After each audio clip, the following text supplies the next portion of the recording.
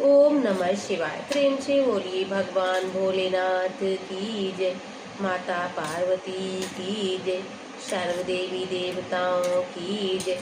प्रिय भक्तों, आज की कथा एक अनुभव है जो आज शब्द नहीं श्रद्धा बोलेगी, और हम उस देवता की कथा सुनेंगे जिनका स्मरण करते ही सारे बिंद पीछे हट जाते और बुद्धि जागृत हो जाती है और पाप स्वयं भाग जाते हैं। भाग्य स्वयं द्वार पर आकर खड़े हो जाते। मैं बात कर रही हूँ प्रथम पूज्य भगवान गणेश की, जो करुणा निधान है, बिंद हरता है। ऐसे भगवान गणेश जी को मेरा प्रणाम है।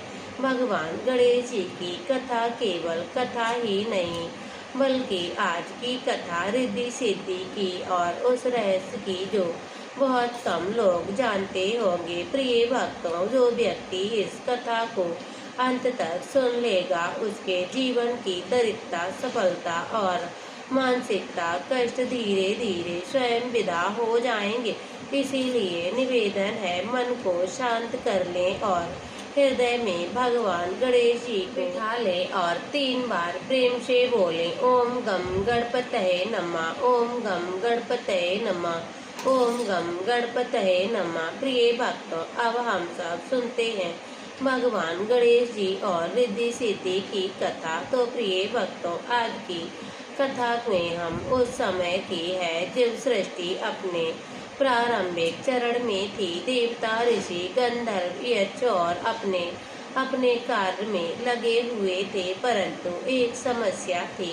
हर शुभ कार्य से पहले कभी न किसी को कोई भी बिंद उत्पन्न हो ही जाता, कभी यज्ञ अधूरा रह जाता, तो कभी मंत्र भंग हो जाते, तो कभी निर्णय गलत दिशा में चले जाते। देवता चिंतित थे और ब्रह्मा जी के पास गए और बोले, हे प्रभु, सृष्टि का कार्य रुक रुक कर क्यों हो रहा है, और कोई ऐसा हमें उपाय बताइए जो बिंदुओं का नाश करे। तभी आकाश में एक दिव्य प्रकाश हुआ।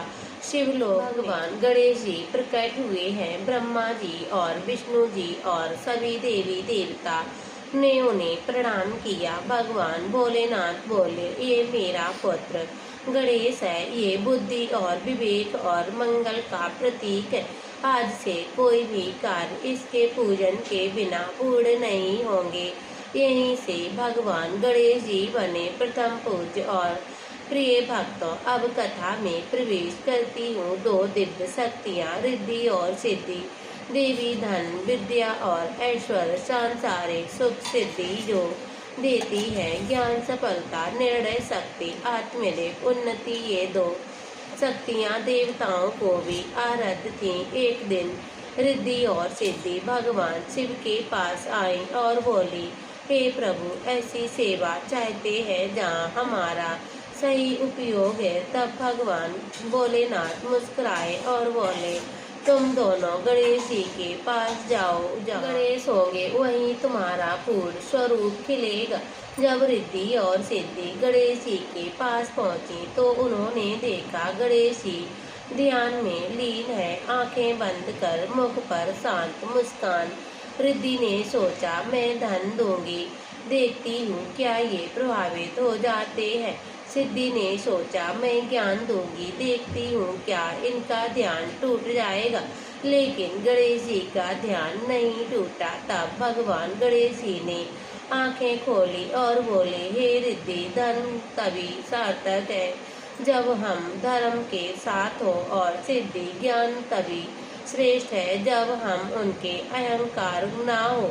यह सुनकर रिद्धि और सिद्धि नतमस्तक हो गए। प्रिय भक्तों, ये ही से एक गण रहस्य खुलता है। गणेश जी बोले, यदि तुम दोनों मेरे साथ रहना चाहती हो तो सदा सेवा और संतुलन रहना होगा। तभी रिद्धि और सिद्धि ने स्वीकार कर लिया। यही कारण है कि गणेश जी के साथ रिद्धि और सिद्धि विराजमान रहती हैं। कहा जाता है, जो व्यक्ति गणेश जी की पूजा रिद्धि और सिद्धि सहित करता है, उसके घर में धन धान टिकता है। बुद्धि सही निर्णय लेती है, सफलता अस्थायी हो जाती है। और आज मनुष्य के पास धन है पर शांति नहीं, ज्ञान है पर संतोष नहीं।